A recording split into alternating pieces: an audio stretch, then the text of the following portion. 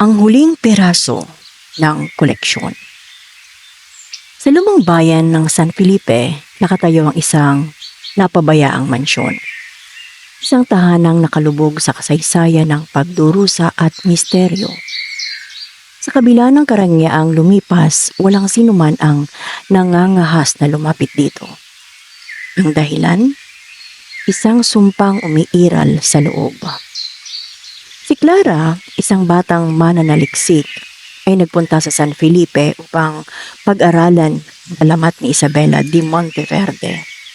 Ang babaeng di umano'y hindi tumanda, nakabihis ng pangkasal, at patuloy na naghihintay sa kanyang kasintahan na hindi kailanman dumating. Marami na siyang narinig na kwento tungkol dito, ngunit walang tiyak na ebidensya. Kaya naman, sa kabila ng babala ng mga matatanda, nagpasya siyang tuklasin ang katotohanan.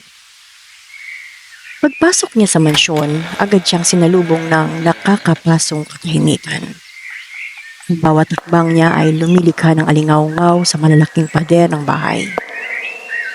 May alikabok na nakabalot sa bawat muebles, tila hindi ito nagalaw ng maraming taon.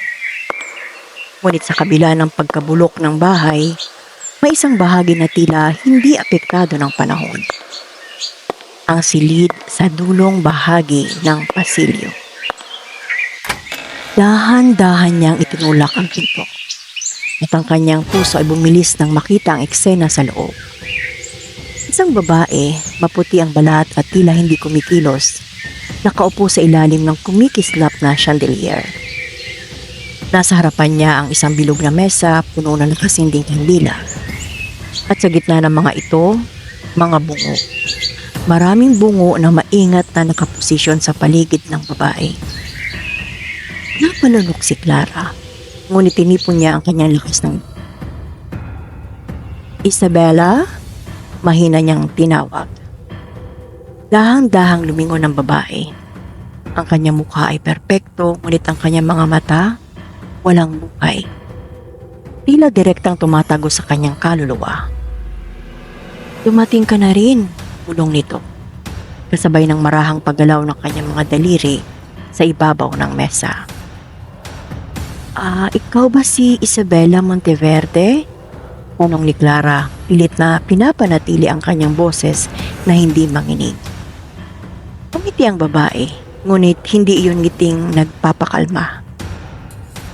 Matagal ko nang hinihintay ang pagbabalik mo, Damian, sagot sa malamig na tinig. Napatigil si Clara. Damian?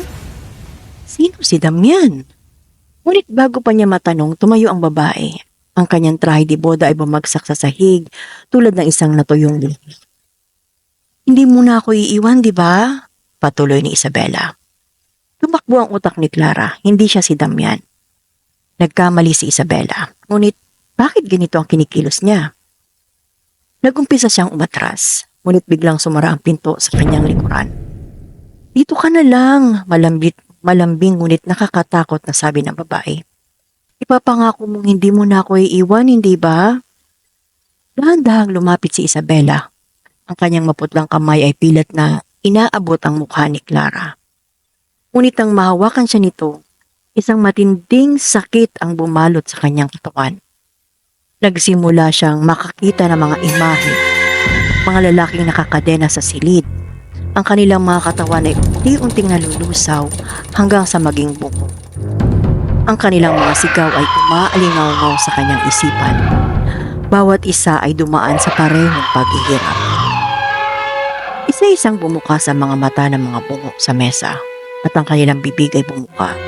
Tila gustong magsilita ngunit walang tunog na lumalabas.